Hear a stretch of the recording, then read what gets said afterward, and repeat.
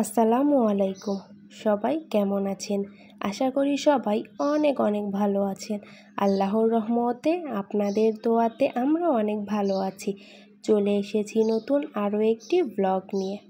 আশা করি আমার এই ব্লগটি আপনাদের কাছে ভালো লাগবে। যদি ভালো লেগে থাকে তাহলে আমার চ্যানেলটিকে সাবস্ক্রাইব করে রাখবেন। আমি যখনই কোনো নতুন ভিডিও দেব তখনই আপনাদের কাছে নোটিফিকেশন চলে যাবে। এই তো চলুন কথা না বাড়িয়ে ভিডিওটি শুরু করি। তো সকালে ঘুম থেকে উঠে ফ্রেশ হয়ে আমি জানালার পর্দাটা খুলে দিলাম, আর এদিকে আবার রান্নাঘরে চলে এসেছি কারণ চা বানাতে হবে। আমি চা উঠিয়েও দিয়েছি। আমাদের সকাল শুরু হয় চা দিয়ে। আপনাদের কার কার সকালটা শুরু হয় চা দিয়ে সবাই কমেন্ট করে জানাবেন। আমাদের তো চা ছাড়া হয়ই না, বিশেষ করে আপনাদের ভাইয়া প্রত্যেক দিন সকালবেলা চা খাবে, তার চা না হলে হয় না। আপনাদের ভাইয়ার সাথে সাথে থাকতে থাকতে আমারও একটা রুটিন হয়ে গেছে, প্রতিদিন সকালে চা খেতে হয়, খাই। আর তাছাড়া এমনি অন্য সময় আমি চা খেতে পারি না। আর যেহেতু এখন অনেক গরম, এখন তো আরও না, শীতের সময় একটু একটু খাওয়া যায়, এই গরমে তো চা খাওয়াই যায় না। কিন্তু ছেলে মানুষ বলে কথা, বাহিরে থাকলেই তো ওরা চা খায়, বাসায় থাকলেও চা খায়। এই তো আমি এখানে আপনাদের ভাইয়ার জন্য ব্রেডও গরম করে নিলাম, আর আপনাদের ভাইয়া এখন এই ব্রেড দিয়েই চা খাবে, আর আমি আর মাম্মাম মিলে বিস্কিট দিয়ে খাবো। মাম্মামও ঘুম থেকে উঠে গেছে, এখন আমরা তিনজনে মিলে গল্প করব আর এই চা খাবো।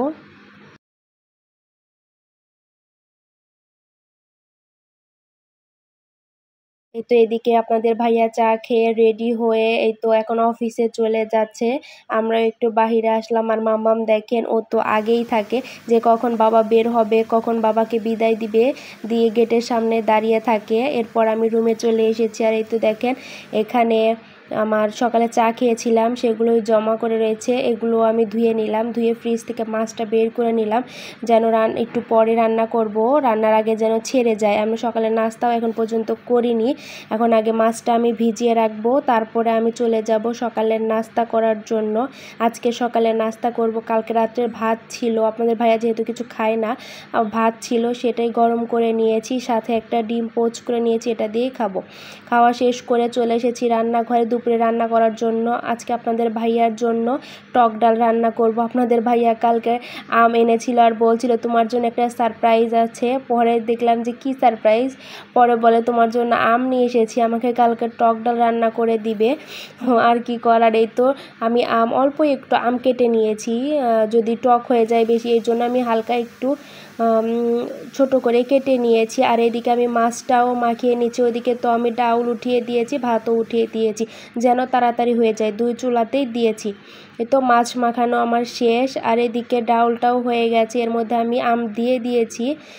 এখন আমি ডালটা বাগার দিয়ে নেব, এই জন্য এখানে আমি তেল গরম বসিয়েছিলাম, তার মধ্যে দিয়ে দিচ্ছি পেঁয়াজ আর কেটে রাখা রসুন, আর সাথে দিয়ে দেব শুকনা মরিচ। শুকনা মরিচ দিলে একটু ঘ্রাণটা ভালো আসে, ডাউলের টেস্টটাই অন্যরকম লাগে। আর এখন যেহেতু টক ডাল রান্না করব, টক ডালের তো মজাই আলাদা, আমার কাছে খুবই ভালো লাগে এই টক ডাল খেতে। আপনাদের কাছে কেমন লাগে সবাই কমেন্ট করে জানাবেন, আর আপনারা কেমন করে টক ডাল রান্না করেন সেটাও কমেন্ট করে জানাবেন। এই তো এখানে আমি শুকনা মরিচও দিয়ে দিচ্ছি, দিয়ে একটু নাড়াচাড়া করে নেব।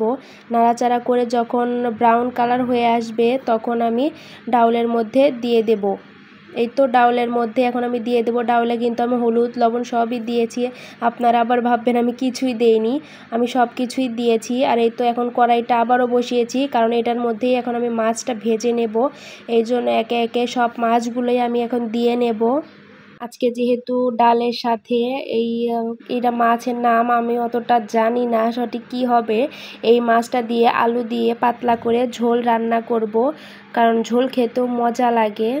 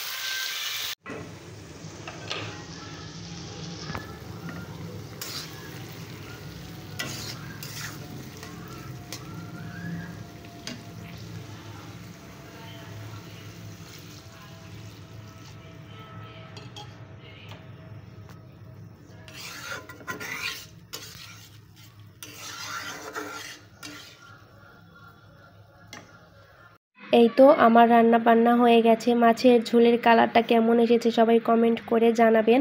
আর এদিকে মাম্মাম বলছিল মাম্মাম খাবে, এই জন্য ওকে আমি দুপুরের খাবারটা খাইয়ে দিচ্ছি আপনাদের ভাইয়া আসার আগেই। আপনাদের ভাইয়া আসলে আমরাও খাবারটা খেয়ে নেব। এরপরেই তো বিকেলবেলা মাম্মাম ঘুমোচ্ছে, এখন মাম্মামকে উঠাবো, সন্ধ্যা হয়ে গেছে। এখন উঠিয়ে মাম্মামকে নাস্তা করাবো। আর এদিকে মাম্মামের নাস্তার জন্য আমি এখানে আলু কেটে নিয়েছি। মাম্মাম ঘুমানোর আগে বলেছিল আজকে ফ্রেঞ্চ ফ্রাই খাবে, এই জন্য ভাবলাম ফ্রেঞ্চ ফ্রাই করে দেই। এখানে আলুটা আমি কেটে নিয়েছি, এখন সুন্দর করে পরিষ্কার করে ধুয়ে নেব। ধুয়ে নেওয়ার পর এর মধ্যে হলুদের গুঁড়া, মরিচের গুঁড়া আর লবণ দিয়ে একটু মাখিয়ে নেব। মাখিয়ে নেওয়ার পর আমি তেলে ভেজে নেব।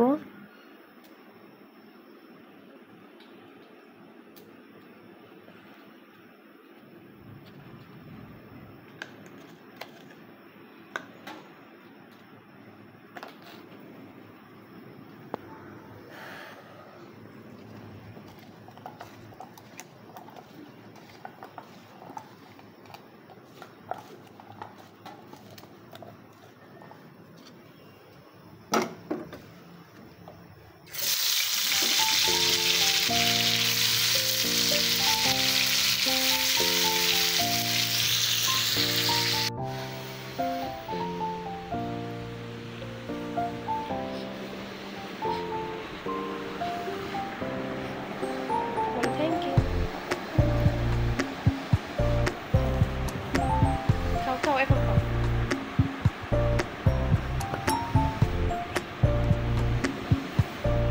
কেমন হয়েছে?